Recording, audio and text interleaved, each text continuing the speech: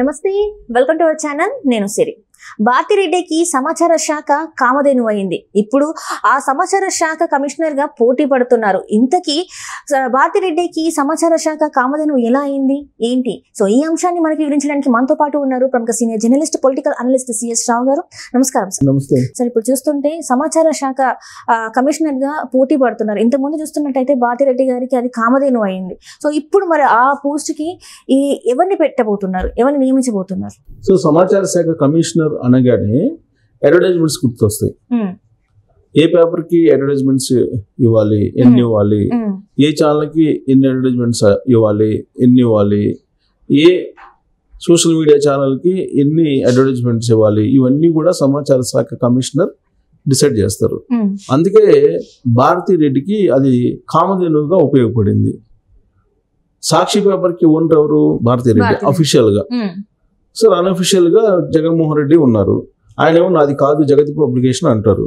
జగతి publication కానీ Indira television కానీ ఖచ్చితంగా అవి జగన్మోహన్ రెడ్డి అలాగే భారతిరెడ్డి వాళ్ళిద్దరూ భార్యాభర్తలే కదా. సో వాళ్ళిద్దరూ సంబంధించినటువంటి సంస్థ అది. జగన్మోహన్ రెడ్డి ముఖ్యమంత్రిగా ఉన్నప్పుడు ఇందిరా టెలివిజన్ కానీ లేదా జగతి పబ్లికేషన్స్ కానీ ఇచ్చినటువంటి యాడ్స్ భారీ ఎత్తున ఉన్నాయి.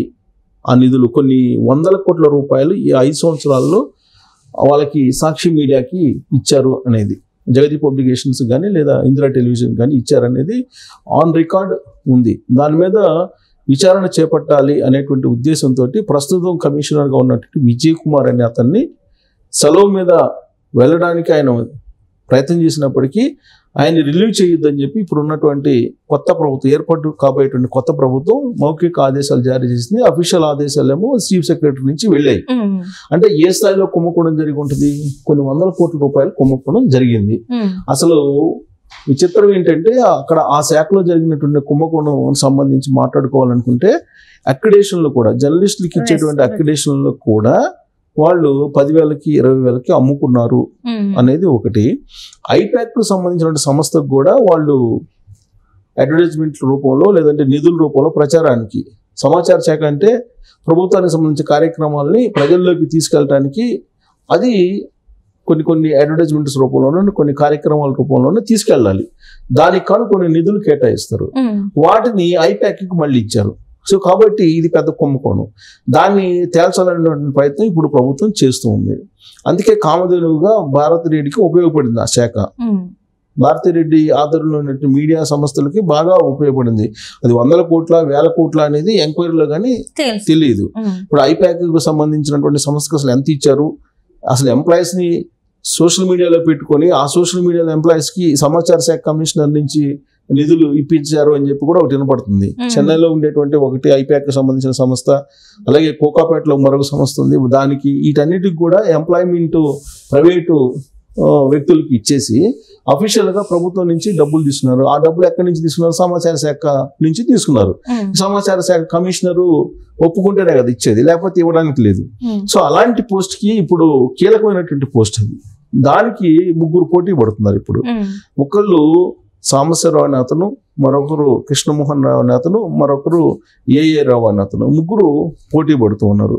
సో సాంబశివరావు అనే అతను ఆల్రెడీ గతంలో స్కిల్ డెవలప్మెంట్ కి సంబంధించినటువంటి దానికి ఎండీగా చేశారు చంద్రబాబు నాయుడు హయాంలో. సో ఆయన మీద కొన్ని కేసులు ఉన్నాయి, కొన్ని ఇబ్బందులు పెట్టారు. కాబట్టి ఆయన్ని కమిషనర్ గా చేయాలి అనేది ఒకటి వినిపిస్తుంది. ఆయన ఆస్పిరెంట్ గా ఉన్నారు.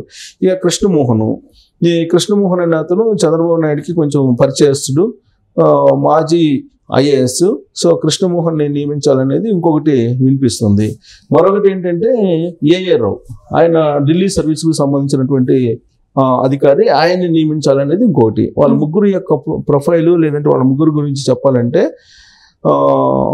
స్కిల్ డెవలప్మెంట్ కార్పొరేషన్ ఎండీగా సాంబశివరావు పనిచేశారు గతంలో.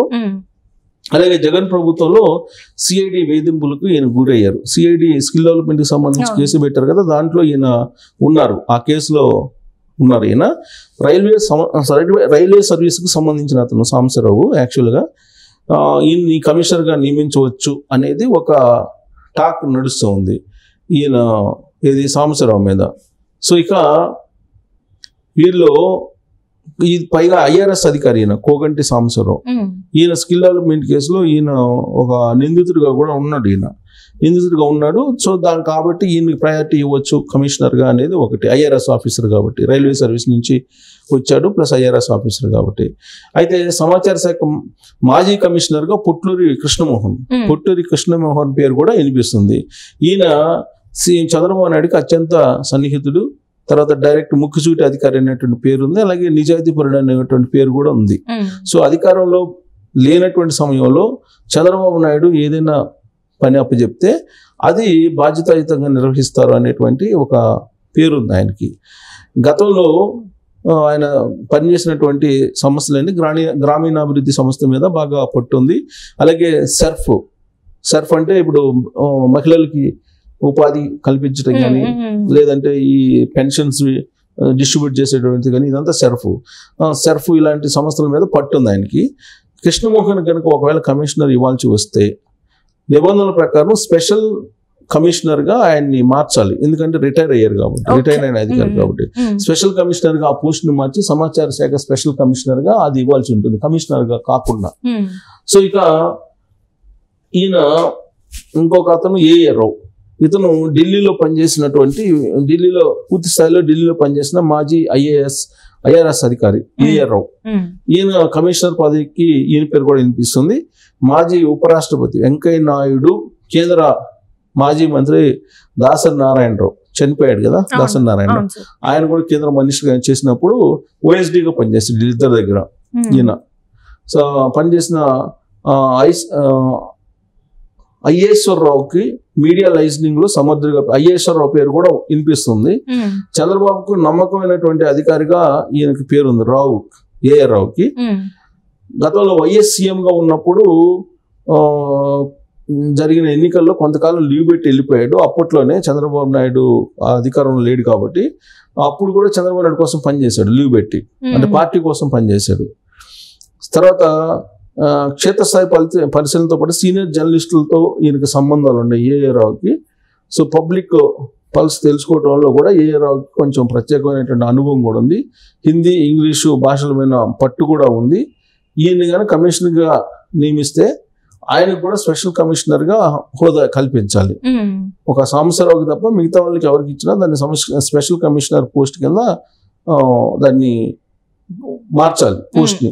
సో రిటైర్ అయిన ఐఏఎస్, ఐఆర్ఎస్, ఐఐఎస్ అధికారులను కమిషనర్ గా నియమించడానికి నిబంధనలు అంగీకరించవు వాస్తవంగా రిటైర్ అయినటువంటి వాళ్ళని. కానీ ఈ హోదాను స్పెషల్ కమిషనర్ గా మార్చాల్సి ఉంటుంది అప్పుడు ఒకవేళ వాళ్ళని కనుక నియమించాల్సి ఉంటే. కానీ ఏ ప్రభుత్వంలో ఏ పదవులను నియమించే అధికారం ప్రభుత్వానికి ఉందని చెప్పి ఐఏఎస్లు అంటున్నారు. ఎలాగైనా ప్రభుత్వం అనుకుంటే కనుక ఏ పదవులనైనా ఎవరినైనా నియమించవచ్చు. దానికి సంబంధించిన రూల్స్, రెగ్యులేషన్స్ కొన్ని అటు ఇటు మార్చేసి ఎవరిని కావాలంటే వాళ్ళని వేసేటువంటి అవకాశం ఉంది. సో వీళ్ళల్లో ఈ ముగ్గురులో ఎవరైనా సరే, సాంబశివరావు కానీ, లేదంటే కృష్ణమోహన్ కానీ, లేదంటే ఏఆర్ రావు కానీ, వీళ్ళల్లో ఎవరిని వేసినా కానీ భారతీరెడ్డికి కామధేనుగా ఉపయోగపడినటువంటి సమాచార శాఖలో ఉన్నటువంటి కుంభకోణాలన్నింటినీ బయటికి తీసేటువంటి అవకాశం ఉంది. అందుకే వీళ్ళ ముగ్గురు పేర్లు వినపడుతున్నాయి.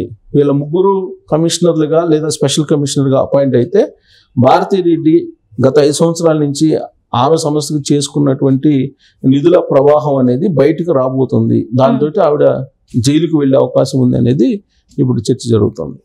అంటే రానున్న రోజుల్లో ఏదైనా జరగవచ్చు. అంటే జగన్మోహన్ రెడ్డి గారితో పాటు బాతిరెడ్డి గారు కూడా జైలుకి వెళ్ళే అవకాశం ఉందని అనుకోవచ్చు మనం. ఇది ఒక్కటే చాలు కదా, సమాచార శాఖ ఒక్కటే చాలు. సమాచార శాఖ కుంభకోణం బయటకు వచ్చిందంటే ఆవిడ ఆల్మోస్ట్ జైలుకి వెళ్ళేటువంటి అవకాశం. Right. Thank you so much sir.